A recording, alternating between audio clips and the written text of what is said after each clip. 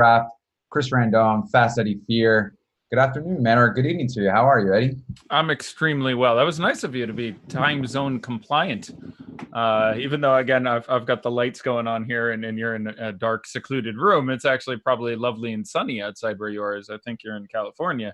Whereas, yeah, it's past dark where I am. But I'm very well, thanks. I managed to avoid having to deal with the monster of the NBA slate yesterday. So I've literally spent somewhere to the area of 5 hours researching one game, which feels pretty ridiculous. But I got to rewatch lots and lots of Clipper and Mavericks basketball. So that's kind of fun. They're fun teams to watch. I was going to say, I mean, we got a lot to talk about tonight, one game banners. So, but before we do, let's go ahead and make sure everyone knows about SuperDraft, Eddie.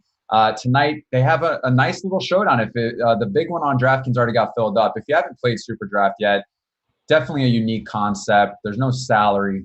They do something called multiplier, where each player is awarded a different multiplier, I guess, percentile, you can say, added towards their score. So, it's something unique and different. And if you haven't signed up yet, use the promo code AWESEMO. But they do have a nice little contest tonight. It hasn't filled up yet. 451 people so far, but 567 tournament, $5,000 in prizes.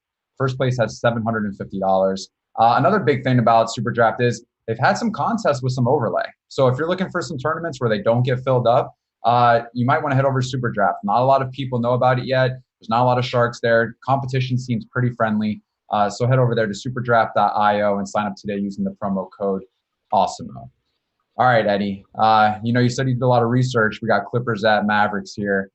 5 hours of research, man. What do you got to say? Give the people what they want. Let's go. It's funny. You were teasing. You're like, we got a lot to talk about one game. I think I could start talking and not stop talking for the, 51 minutes we have. Oh, and it's not even that. We went 15 minutes late. It's all like 40 minutes. I could blow all this out of the water watching rotations and stuff just because.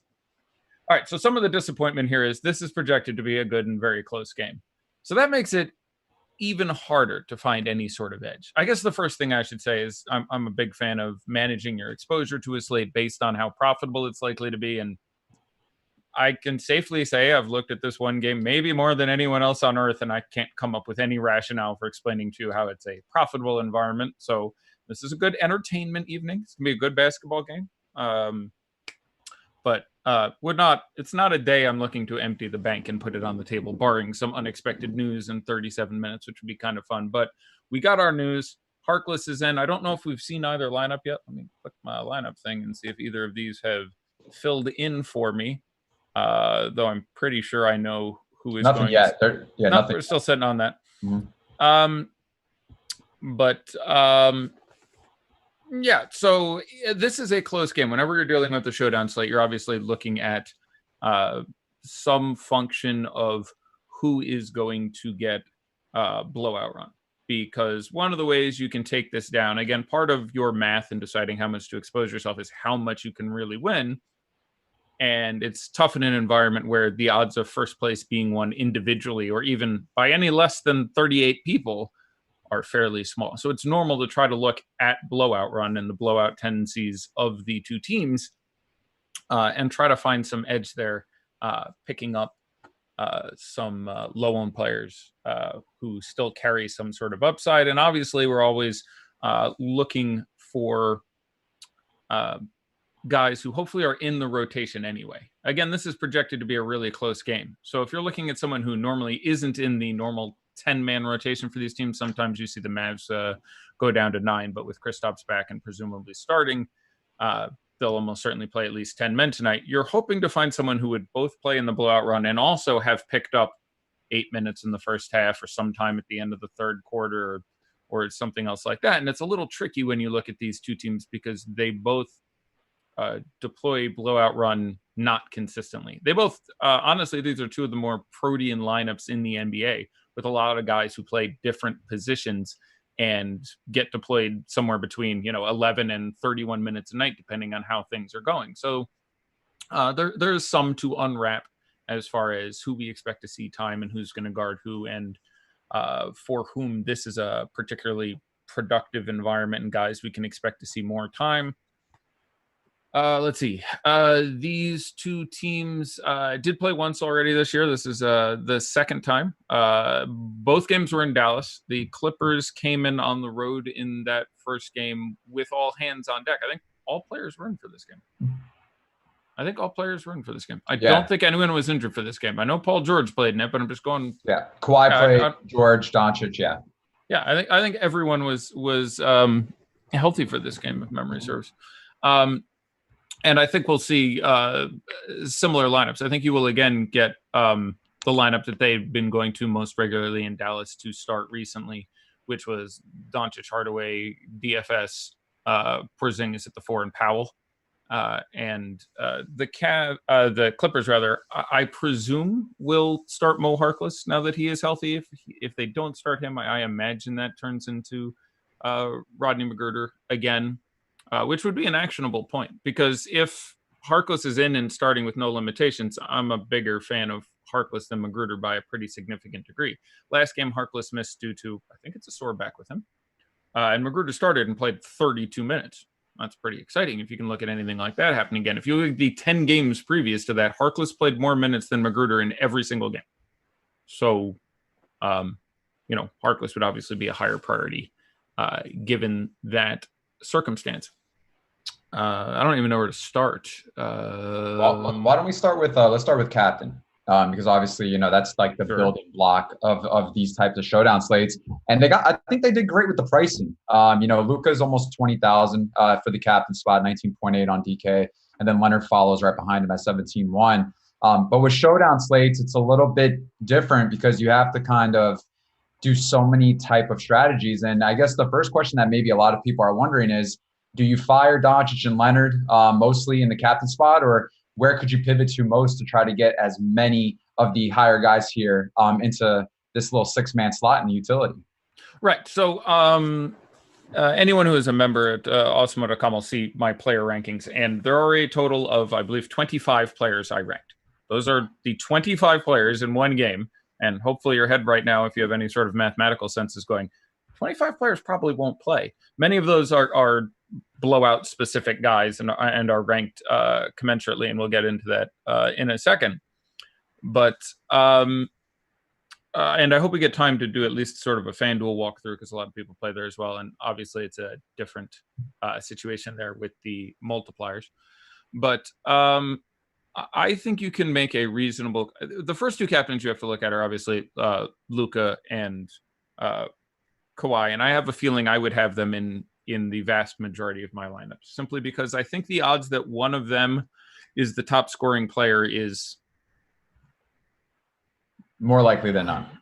More likely than not. I have a feeling it would be greater than 80% for me. If you ran this 1,000 times, I've got a feeling more than 800 of those times, either Luka or Kawhi is the top scoring player. Now, there are other guys who carry the kind of upside necessary to get there. So I would have some amount of Lou Williams, who can obviously go out and put up a big number, especially with Paul George gone. That's very relevant. I would have some amount of Montrezl Harrell.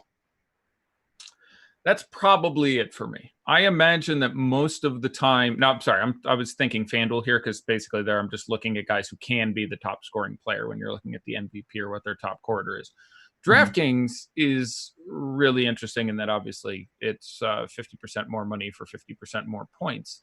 I still imagine I end up on those top two guys more often than not, because I think there are a lot of very good and very compelling value plays that math out fairly well. Seth Curry is just well too cheap for his price, still carries a giant upside, is always in the rotation. I feel fairly safe going with that piece. Jalen Brunson is $1,200, and if you'd have told me that I was going to give Jalen Brunson 2 A's as a ranking in anything this year, I would have been pretty surprised. Landry Shamet is just getting oodles and oodles of time and costs $3,000. So you can really afford to put one of those studs in the top spot. You can afford to make a lineup with Luka as captain, all three of the other guys I talked about, and you end up with $3,000 left for two players. And there's a couple ways you can do that. That doesn't bother me. So due to the existence of a lot of value I'm pretty comfortable with and value I feel good about, I imagine I would have I imagine the order of captains I have would be Luka, Kawhi, Lou. Fourth one would take me a minute. I'd have to look at math for a couple things. I'll fiddle with a lineup while we're talking to see how stupid I can make something with a captain of I don't know, Zubac or something really weird where I'm trying to spike random upside. But I imagine you can build pretty much beast everywhere else at that point. Let's try captain. What do you feel about someone like Shamit going into the captain spot where you could fit essentially 4 stud guys? And I guess the one thing you got to ask yourself is, Shamit over the last couple games, I think it was last game though, particularly, he put up 27 points 3 games ago, and you would have to ask, okay, if Doncic and Kawhi just have a game where they're 45, 47 fantasy points, and let's just say Shamit pops off 30, is that discrepancy, is that range too wide of a gap to risk, or could you see someone really, winning and taking down this 100K tournament on DraftKings with, a low tier guy in the captain spot, and then just stacking up studs, and then maybe trying to fit in someone like Zubac or maybe a Seth Curry? Well, if I'm going to do it, it's going to be not Shamit because I want someone with more of an upside. Like, I'll do Zubac because there are worlds where Zubac gets 40 and that gets magnified to 60 and that maths out right. I'll do Tim Hardaway Jr. because he can take 10 threes and make 7 of them and spike that. I can see doing Pat Beverly a little bit more.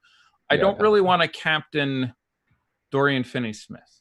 I don't really want to captain Maxi Kleber. I don't really want to, so that's part of it for me. But you have to ask yourself, this strategy is worse because of how much good value there is and the odds on getting some sort of very supernumerary score out of either Luka or Kawhi. You could play this game and not get 55 out of either of those players. But the way the math is going to work out is if you throw, I think it's $3,000 at Landry Shamet or 4,500 if you make him the captain. He's been getting enough minutes that doesn't sound absurd to me. I'm guessing if I built 150 lineups, I'd have a Shamet or 2 captaincy. Mm-hmm. But again, I would much rather go with someone middle range. And if you make Shamet captain, I honestly think you can literally play, maybe not everything, but you can play a whole lot of gas in the tank. You can get 4 guys in there. You can get 4 guys in there with Luka at captain.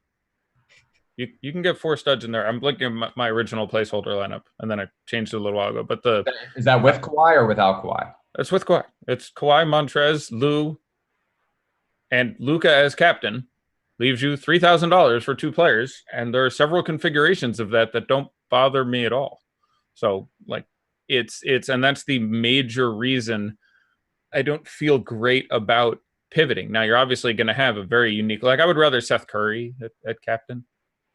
I feel a little better about than Shamit. Mm-hmm. I wouldn't want a Harkless.